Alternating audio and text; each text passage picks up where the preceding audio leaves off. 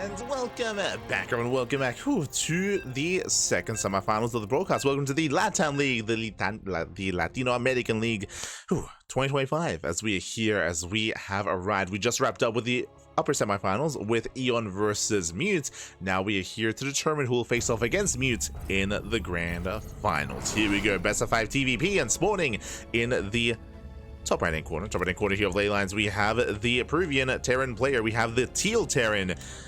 It is Draconix. And spawning in the bottom left hand corner, we have the Chilean Protoss player, the purple Protoss representing Team Gosu. It is Sagan. And if you're in the chat, you know what time it is. It is a Gamba time. Predictions are open. Place your bets on who you think will claim the series. Best of luck in the chat as we jump into our TVP.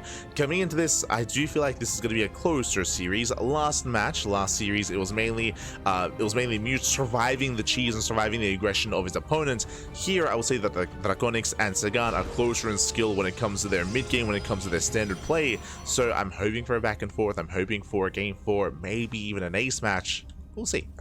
Likewise, I'm sure the players have been preparing all week long for their match, and so that's what I appreciate here about the LATAM League, is they have had a week to prepare for their opponents. They have known ahead of time. Likewise, the same will be said for the finals as well, as the finals are not tonight. The finals are going to be next week, so the players will also have time to prepare for that as well. Let's go.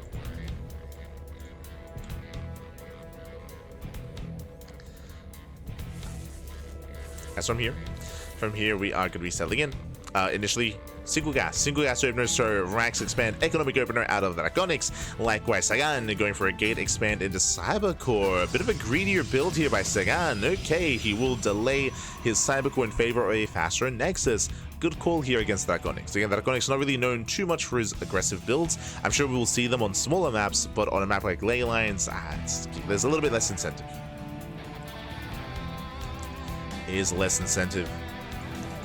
From here, we're going to be pulling away. CC on the low ground. Sagan, he can try to disrupt, but for now, just going to be keeping that probe alive. Ideally, going to be hiding from the Reaper. Reaper comes out, and the Reaper is searching for the probe. And will he find it? Oh, he will. Yeah, we'll find the probe. Nice catch here from Draconix. We'll focus on the probe, and we'll move out.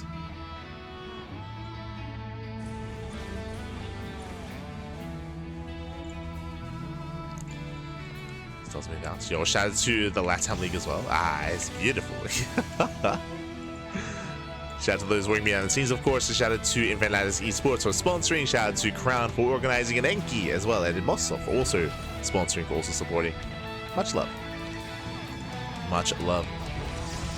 As we have a take of choice, so going to be a Twilight Council opener out of Sagan. Behind the safety bunker from Draconix. Draconix so far playing standard. Playing very standard here. So far, so good. Nothing crazy.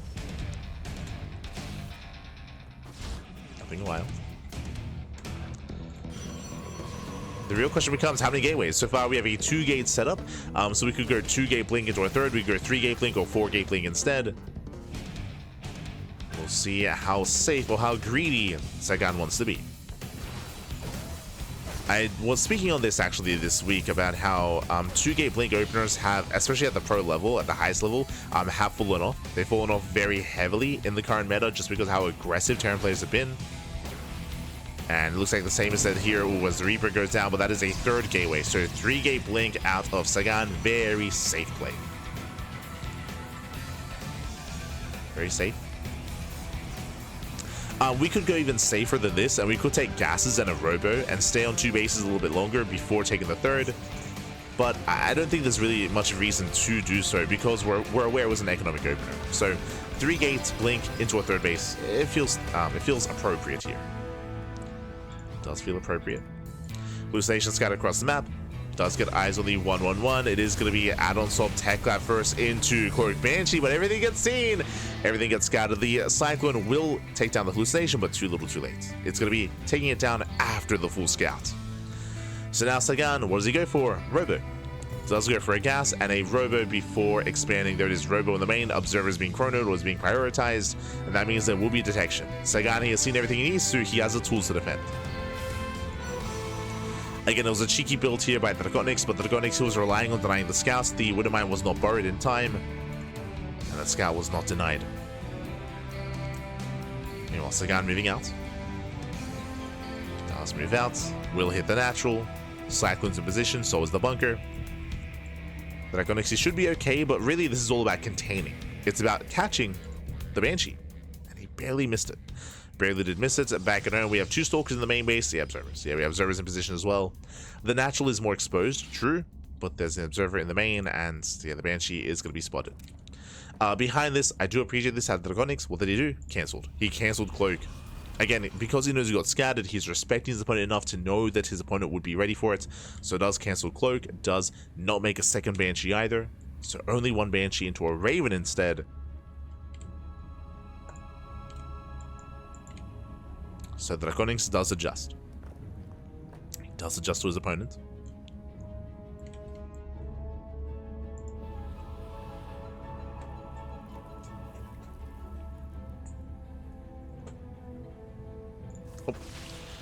From here, yeah, the Banshee pokes in, the Banshee is deflected. Sagan looking solid.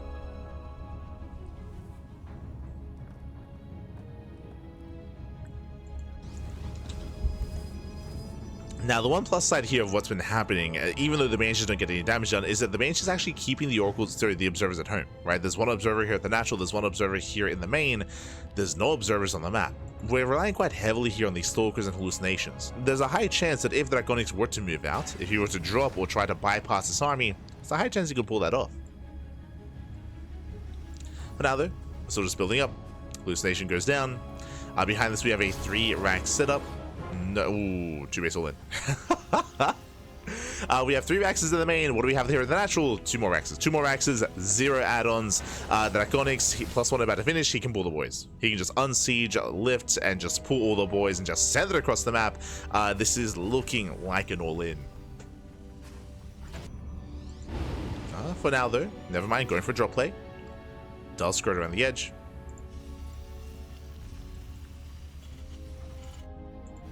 Hallucination once again checking the natural. Storm is going to be done though. Yeah, Storm is going to be complete. Draconix does unload. We spoke about this, but this drop has been unscouted. Or hasn't been seen. And we could try to hide or try to sneak up behind the army. Here comes the unsiege. And as the Stalkers get zoned away. Yeah, our eyes are on Draconix here. Yeah, there it is. Yeah, he pulls the boys. As we mentioned, like everything here pointed towards the 2 base all in. So he does pull the boys. Oh no! Oh, he cannot afford to get scattered though. Checking the vision, Sagan. He does not see the boys being pulled. We gotta go. No, he's going back in. Oh, he sees. Big scout here for Sagan. He knows. He sees. He now spots the all-in. He's now aware. Behind this, we have 2 shield batters already. We have a massive amount of storms. Oh god, that's a lot of storms. Massive feedback.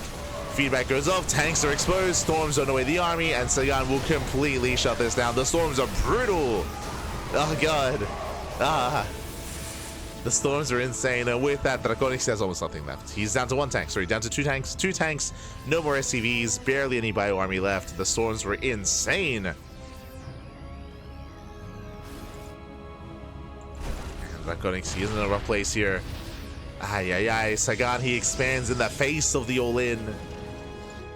And Draconix, he turns around, but what are we turning back to? There's nothing here. There's 9 SCVs. I guess 11 in total here at the natural. There's no follow-up tech. Now we have the Ghost Academy on the way, but yeah, again, the all-in was scouted, was spotted. And Sagan, he did shut it down. Again, the storms are ready. More than ready. I mean, look at how many High Templar there are. Jesus. It's 9 High Templar. That's a lot of Templar.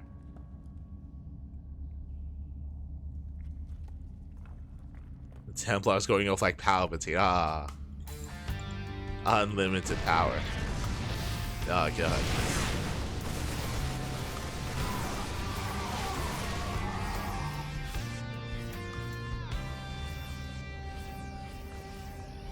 Draconix doing his best window impression. No. That's from here. Oh god, oh no. Not like this. Now we do have a ghost. The ghost has arrived. He can EMP, he can try to break out of this, but bearing in mind Sagan's maxed. Sagan, he's, I should say, about to max out. Has a massive lead here in the supply. Yo, we're moving in with the drop. Here comes EMP.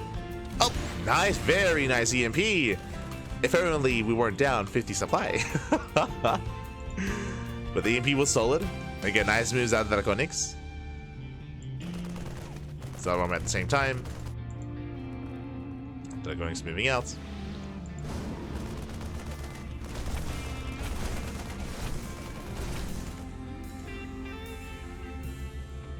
As he has 2 more ghosts.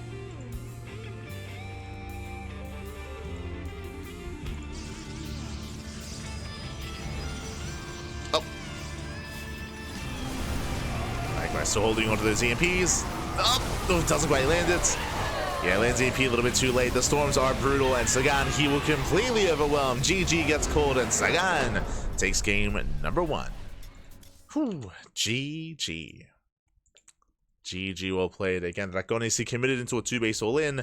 Unfortunately, as we saw, he was completely shut down. He was scattered, he was seen, and back at home, Sagan, he was more than ready with all the charges, with the massive amount of storms. He had like 6-7 High Templar waiting on top of the ramp. And the storms were brutal. The army was stacked. That was also a little bit on Draconix, bearing in mind that Draconix, he did not just stack his army, but he did push a little bit too far forward with the tanks, so the tanks were also exposed. The tanks were the first things to go down. With that, was overwhelmed. GG. GG, well played. With that, Sagan does take a lead, and now we are getting ready for game number 2. Let's go. Getting ready for game 2.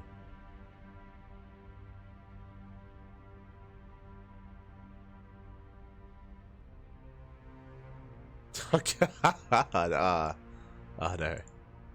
All the Star Wars quotes. Star Wars quotes even.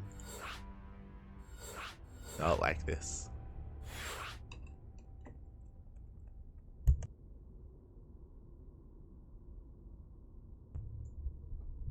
What about the droid attack on the mineral lines? Oh no. True. We always have to be reminded. But here we go. We're getting to our next game. We're getting to game 2. Game 2 is going to be on Pylon.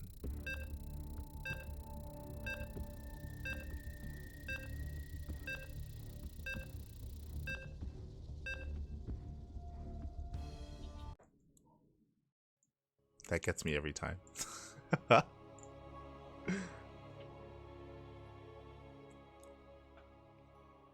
As Pylon, of course, is more known for these aggressive all-ins. I would say that unfortunately for Draconix to reveal his hand in game 1, it does mean that there's going to be less of a chance for it to work out here in game 2. But here we go, spawning in the bottom hand corner of Pylon, we have the Peruvian Terran player, representing his team, NWCE. Down in the series, we'll see him bounce back. It is Draconix.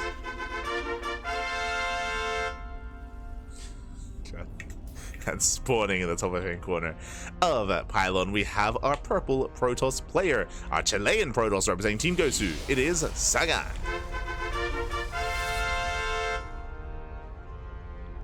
Go.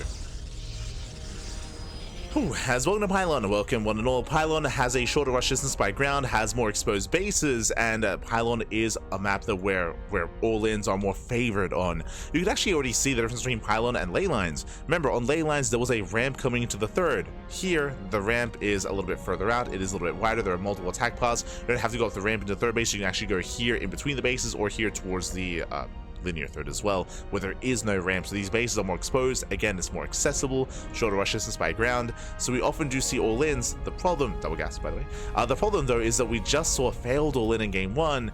Not saying that we can't do it again, but like now Sagan is more noticed, right? Now he's on edge. Now he's willing or more looking more, gonna be more adept at scouting, more willing to scout, and more attentive to it. There we go, more attentive. From here though, double gas opener. Now, as a reminder, last game we actually had an economic opener. Last game Draconix did open up single gas racks expand. This time double gas into a faster factory. This can lead into an earlier cyclone, into a cyclone drop. This can lead into early tank production, into an early tank drop, an early tank all-in. This can lead into an early tech lab, into an add-on swap, in towards Cloak Banshee play, faster than last game. There are options here available. We can even go Reaper into Reactor Reaper Hellion. Speaking of, okay, Reaper into Reactor here.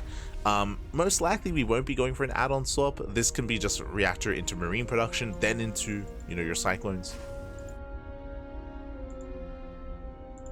We'll see how Draconix sells pieces all together. Meanwhile, across the map, Standard Opener. Standard Opener out of Sagan is settling in.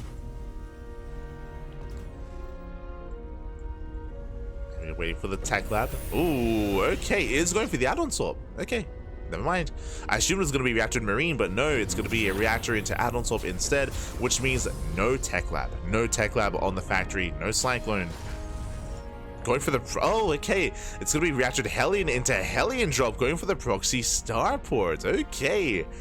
So Hellion drop opener out of Draconix. Game paused. As it looks like we have a bit of a pause. Hopefully everything's okay.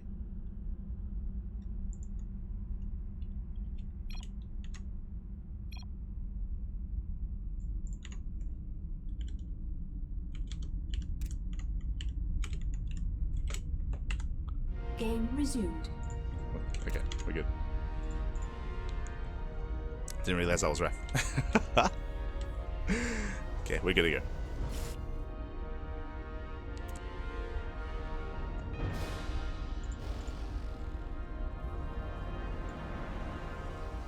God, there's always a lot of pressure when you have to be the one-to-one pause.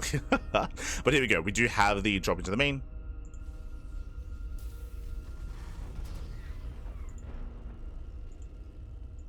Also, I think next time I need to confirm with Draconix that everything's good.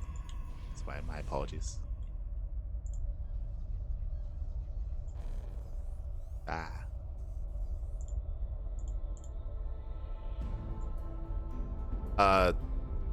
Speaking of, this is brutal. I mean, pauses can shake players off. This is a brutal supply block. This is an insane supply. Oh god. Oh no. This is what, like 30 seconds? Like, now we break out of the supply block without that is a really rough start here. Like, time is of the essence. Instead we're going proxy liberator, so it's gonna be Hellion at Reaper on one end, but that's a full wall. Oh, that's a full wall here on the right hand side. Yeah, the reactor was scattered earlier. Full wall out of Sagan. Likewise, liberator is delayed into the main. No. The wall did complete, and we can see Sagan trying to break himself out. But this is a rough start for Draconix.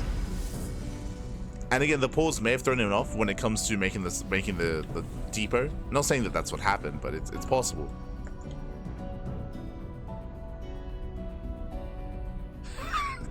Mr. Miller is still going in the chat.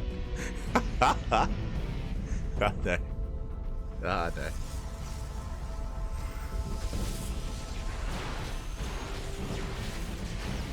Liberator is going to be shut down. Hellions, they do bust into the natural zone. Okay, they get into the mineral line. Probes are getting roasted, at least some probes. At least some. Getting 6 probe kills here at the natural. Aye, aye, aye.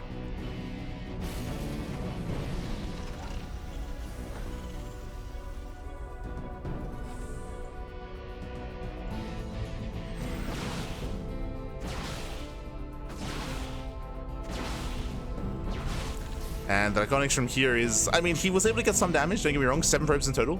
That's okay, for sure. Tanks have arrived. Behind this, working towards Stim, working towards a 3-1-1 setup.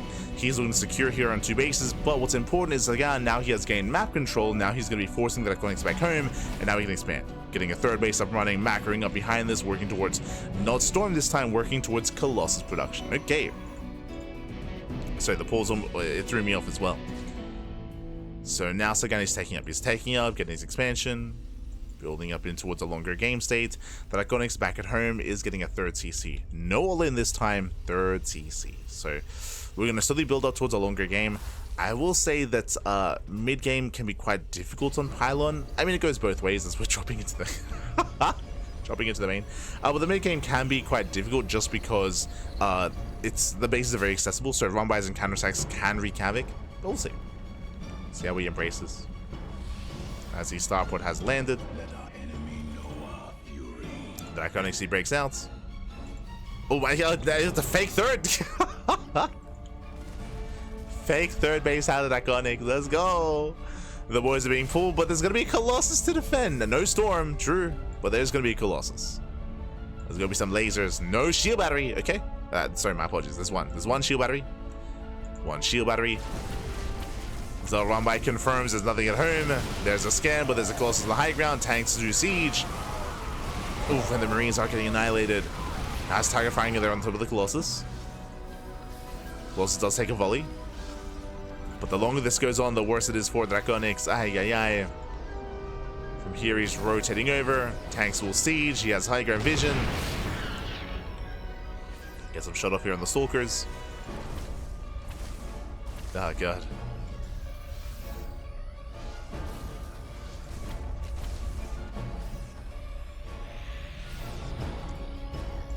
And so far, Sagan, he's looking pretty good.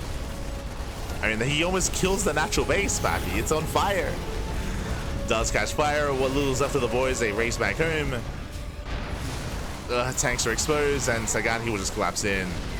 It will collapse in. It will take down all 3 tanks. Tanks go down. Draconix is going to be forced back. Double Forge now on the way, and now working towards Storm. And Sagan, you just keep pushing. What's stopping him is lack of Prism. Like, there is no Warp Prism, so reinforcements are delayed. But he doesn't care. He's just moving out anyway. There's no bunker. The one tank is on the low ground. I do feel like Sagan can break this position. Just has to piece his army together and bring everything forward. Now there's a second tank. Oh, that's a lot of Stalkers though. So he could try to blink in, focus on the first tank, and then break through the rest of the army. But Sagan doesn't take the risk. Backs off, expands. Backs off, gets a 4th base, saturating everything here. A Storm is almost done. There's no reason to push in when you have double Forge on the way as well. So again, Sagan, there's no pressure. There's no pressure to push into the bases. Right now, the pressure's on Draconix to recover. And it's going to be a rough road to recovery here for Draconix. Just because the upgrades are late. The 3rd base is faster, true, but likewise has to rebuild all his SCVs.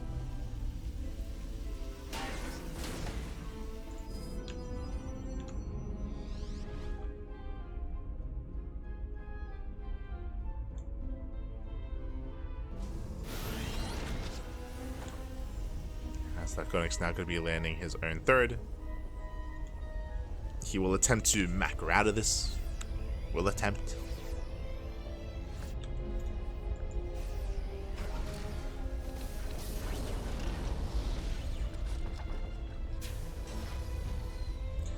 Now, how do we recover in this game?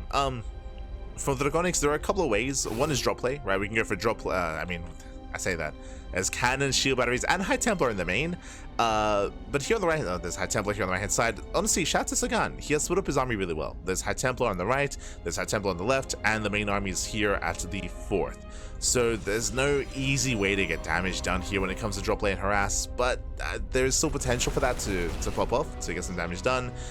Outside of that, you're relying on trying to outposition your opponent. If you're able to like catch the army a portion at a time, move out unscouted, hit a base, get some damage done, then pull out and get away. Like, there's definitely some hidden run tactics that you can go for, but it's still going to be difficult to achieve, especially with Sagan having map control. He has both Zelnaga towers. He has both towers.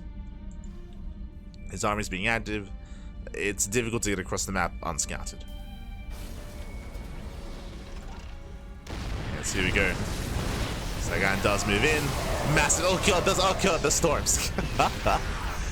The storms are once again brutal.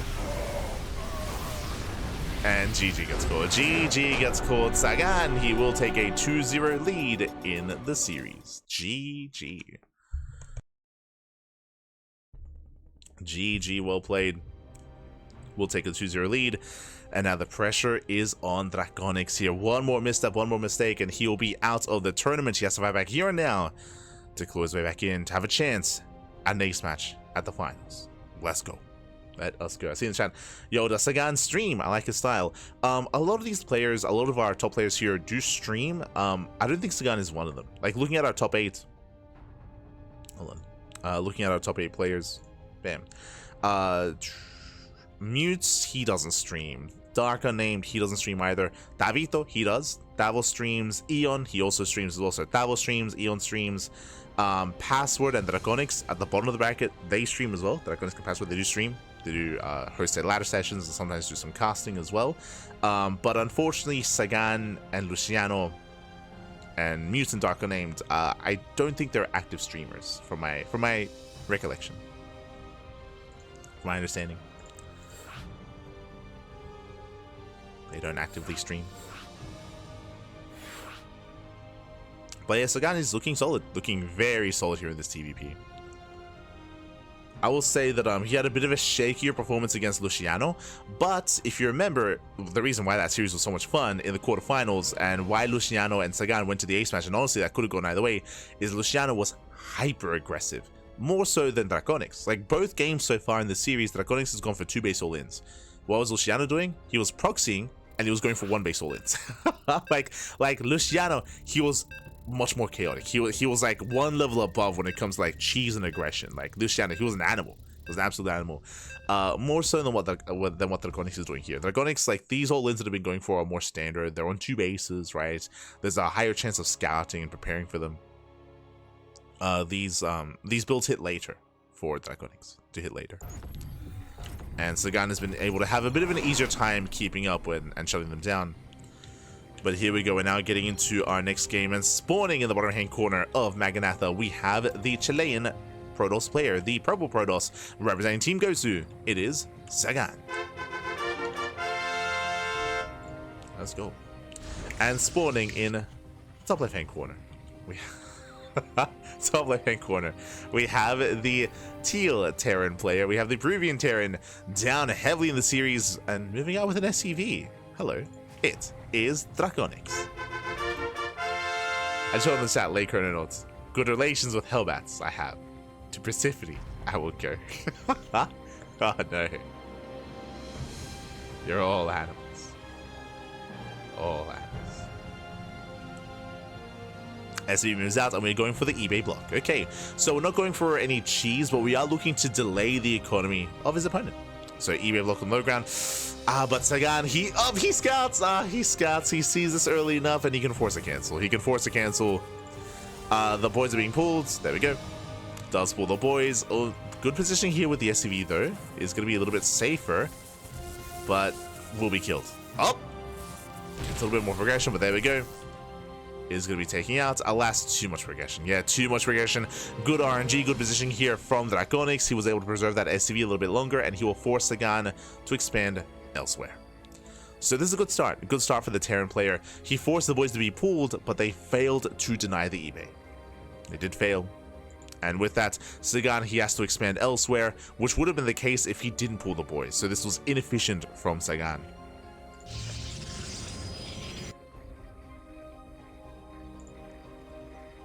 Likewise, Draconix behind this, going for his own CC. Economic opener, Rax expand. So coming into this for the first time, Draconix does have an edge over Sagan in the early game. He is ahead economically. Slightly. Not a massive lead, but a lead nonetheless. Likewise, because of the setup that we have here, it is going to be more awkward for Sagan to defend both his third/natural and his main at the same time. Because of this, it is common for Protoss players to open up Stargate. The reason why you would see Stargate in this position is because Oracles don't care about your terrain. It can be difficult for Stalkers and Adepts and Sentries to rotate back and forth. Oracles, because they're in the air, they don't really care about the ground terrain, so it's easier to maneuver between the bases. Not saying that we have to see Stargate, but we could. It is more common in this situation.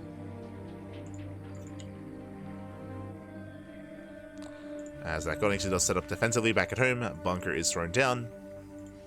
Getting to his own 1-1 setup. And there's going to be a Twilight Council opener out of Sagan. So Sentry into Twilight Council, Hallucination moves out across the map, and this Hallucination will confirm that there's no reactor on the factory. And that means that there's no mass Hellion, which is important. So there we go, he does see. He also confirms the CC is done, so he knows that the CC was prioritized and that the factory was delayed. And we're setting up for what looks to be a mine drop. Okay. So a Hellion versus Scout. Hellion does move out. I'm loving the Mad Max aesthetic on the Hellions. Appreciate it. I don't think we ever got a full, unfortunately, I don't think we ever got a full like post-apocalyptic like Mad Max skin set for all Terran units, but I think it's only the Hellions, right? They got this treatment. Am I crazy? Or did we get a little bit more? I know we didn't get the buildings, unfortunately.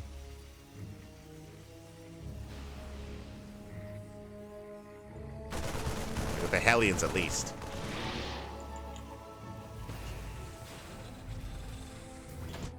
It's nice. We appreciate it. Behind this, going for a 3-1-1 setup. Of course, the hallucination did confirm, I believe. Yeah, it did confirm again, at least the add-ons. And lack of prioritization on the tech labs. Here comes that mine drop towards the main. And Sagan is not ready for this. Sagan, he has his stalkers in between the bases. He has adepts here towards the left-hand side. But the main base is more exposed. We're working in there. There we go. 2 more stalkers. So Sagan is nicely spread out. Units in each base. Oh. Does zone.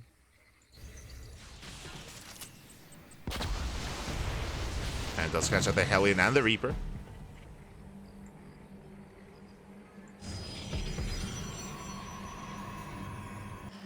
Yeah, Crown in the chat letting us know that, of course, Sagan, he doesn't stream. We did mention that earlier. Did mention. And yes, he came back recently.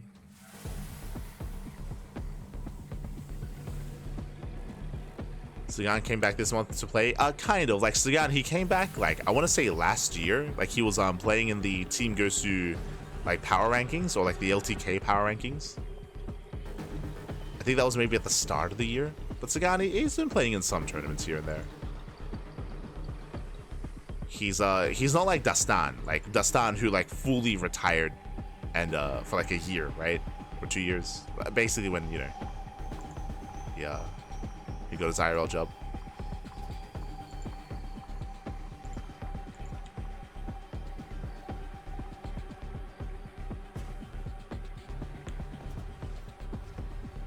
Let's see if hallucination does poke in. Storm is on the way. Drop. Oh, is deflected. Good reaction there by Draconix.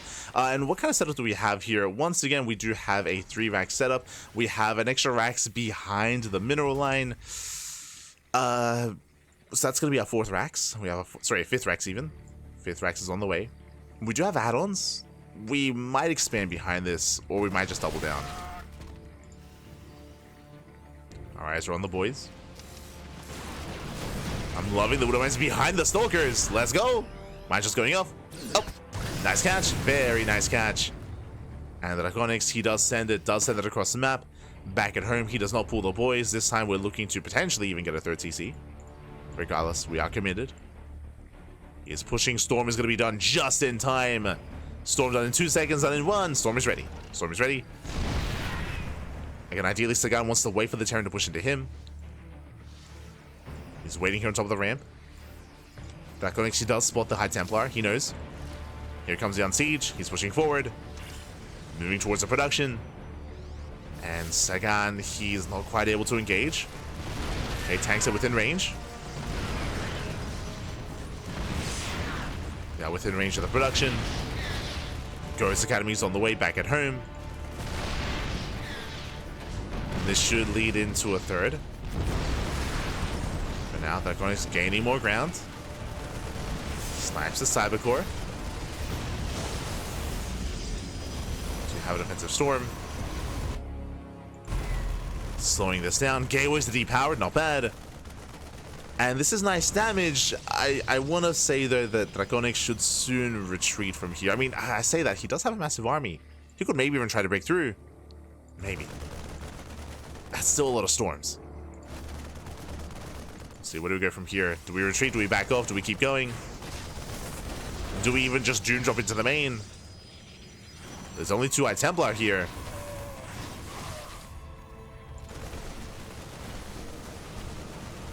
Zoltar getting caught out. Sagan does repower the gateways. For the most part, they're repowered. Warping in more units.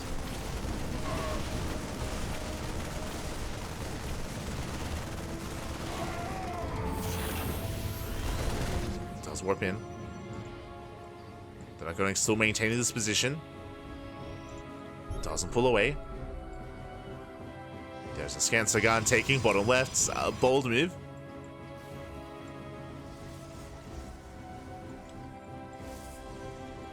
And here we go. Sagan is going for the dive. The tanks are exposed. They're going to be the first to go down. Yeah, both tanks fall. Feedback on the ghost. And so far, the storm does graze the army. Draconix has to get the hell out of here. He has to pull away. Does pull away. Again, this army is so fragile. Like 1 or 2 storms will shut this down. Here comes the EMPs. Ooh, very nice. Nice EMP, dead center on the High Templar. Sagan, he was stacked, but he does have 1 High Templar spread. Still has storm. Still has storms available. June drop into the main. The Draconix, still no expansion. Like by now we would have seen a 3rd TC, but still no base. Ay ay ay. The drop is spotted. Sagan, he responds. Oh my god. Very strong response. And my biggest concern here is, is unfortunately Draconix, he was in position to deny the base, but he didn't check bottom left. Like, an expansion has been taken for Sagan. He is getting a 4th.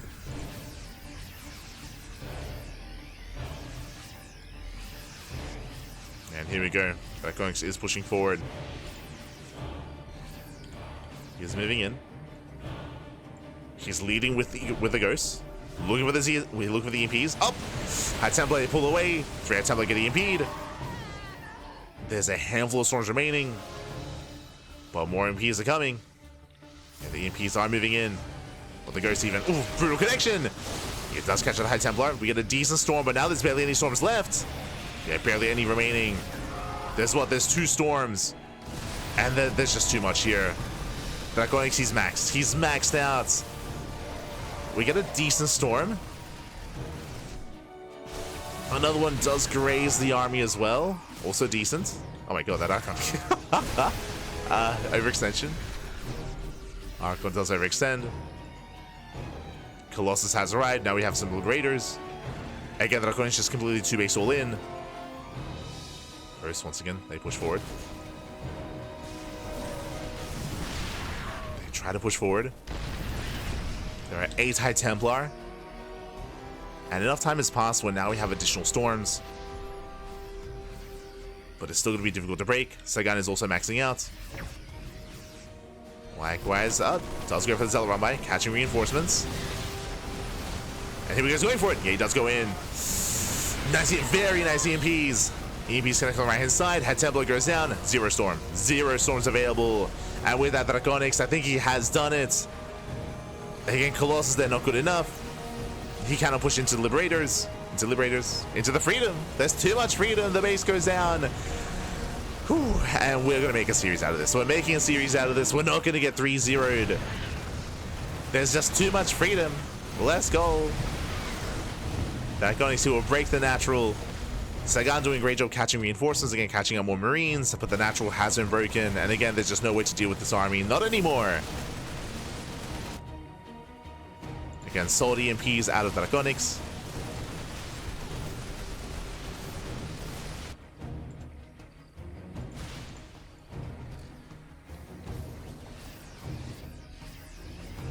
More Liberators pushing in.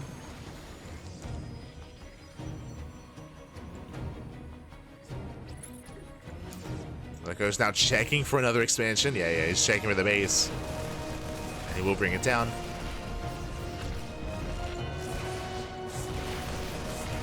Does find the Nexus.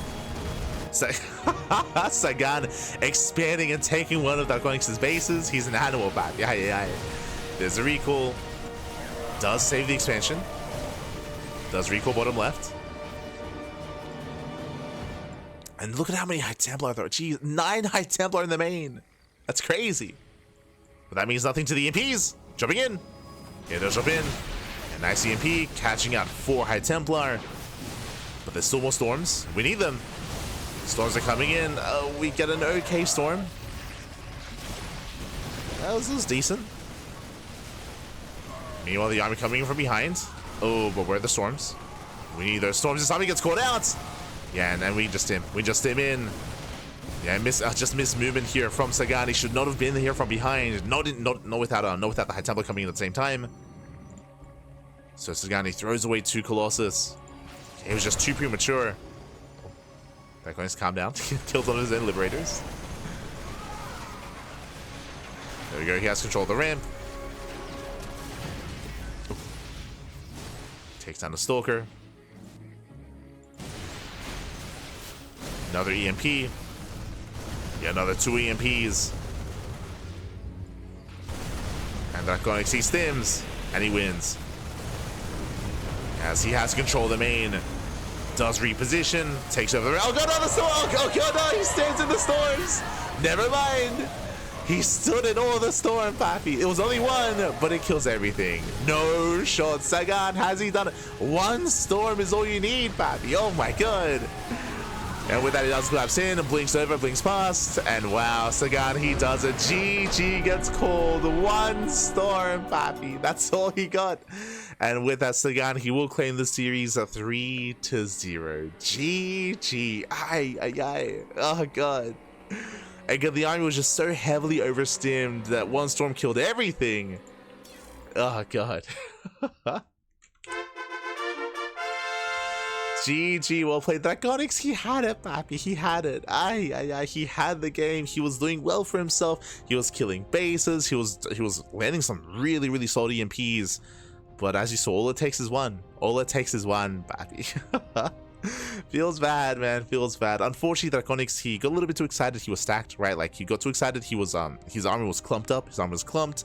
And even though he landed so many EMPs, he did miss a High Templar. And with that, GG, well played. With that, Sagan will claim the series. And with that, we have our 2 finalists. We have our 2 finalists here. Exclamation mark be in the chat to have a look at the back yourselves. Let's switch our scenes over and catch up on what has been going on. I see Perm. Annyeong haseyo, papi. Annyeong. Este Perm in the chat. But yes, Eon takes a 3-0 Mute takes a 3-0 over Eon, and Sagan 3-0 over Draconix. It's going to be a PvP finals. And again, Draconix was playing out that final game so well, landing every EMP he needed to. Taking a slow approach, arriving with the Liberators, catching out the Colossus for free. Remember, he caught the Colossus as well. Like, he was doing everything well until the end. I mean, that's StarCraft, right? One small mistake, and that can cost you the game. That can cost you everything. And with that, we have our 2 finalists here, Mutes and Sagan. The PvP is going to be coming at you next week. Remember, the finals will be next week here, so we do have a week for the players to prepare, to cook up some builds, and to get ready for that final best of 5. Best of luck. Best of luck to Mute and Sagan. Congratulations. A shout out to Sagan for, I mean, I'm talking about, the mistakes of Draconix, or the mistake of Draconix. But a shout out to Sagan, because Sagan, despite things looking dire, and things are looking very dire for Sagan, a lesser player would have tapped out. Minutes ago. But no, Sagan, he stuck in there. He knew that there was always one chance. There was always a chance that he could recover. He was taking more bases. He saved bottom left. He was preserving the High Templar, pulling further back into the main, waiting for that one opportune moment. The stars aligned, and he pulled it off. GG will play. So again, really patient play, really tenacious play out of Sagan. Never give up. GG. And with that, we do have our 2 finalists here, and again, the finals will be next week. With that, we're not done. We're not done for today. We are done with the LATAM League, and again, a big shout out to those competitors here tonight, Eon and Draconix. Unfortunately, didn't quite make it to Game 4 or Game 5, but we had some entertaining games nonetheless. Also, shout out to Invitational Esports for sponsoring the event. Shout out to Crown for, of course, running the event and adminning, and a shout out to Enki for helping out to organize the event as well. So much love to those working behind the scenes. We do have a show match that we've been holding on to. I just mentioned Enki. Shout out to Enki. Enki, he didn't just help organize this event, but Enki, he does also run other tournaments known as the Enki Pro Series. And again, we were a little bit preoccupied covering other events, the EWC qualifiers, so we were not able to cover this show match live, but we have a best of 5. We have a best of 5 show match ready. And who are we going to be featuring? Ah, you're not prepared. Let's go. Bam. We've had a rise in popularity of 2v2 in recent times, thanks to Wardy hosting team games or team league team events last year, and also to Uwu Thermal for hosting the 2v2 circuit on a monthly basis. And as a result, we have a 2v2 show match as well. We'll get there. I do need a moment to set up all the overlays and set up all the scenes, so we're going to be going on a break before our final show match, but it's going to be a 2v2 best of 5 show match between Juanito and Cham up against Björn and Percival. Let's go. So we have a best of 5 coming up next after the break. Until then, take this time to get some snacks, get some food, get some water, drain your disruptors, massage your marines, and get ready for our special 2v2 show match. No pun intended for that special. We'll see you soon. We'll see you soon after the break, featuring some more LATAM players. True. See you soon.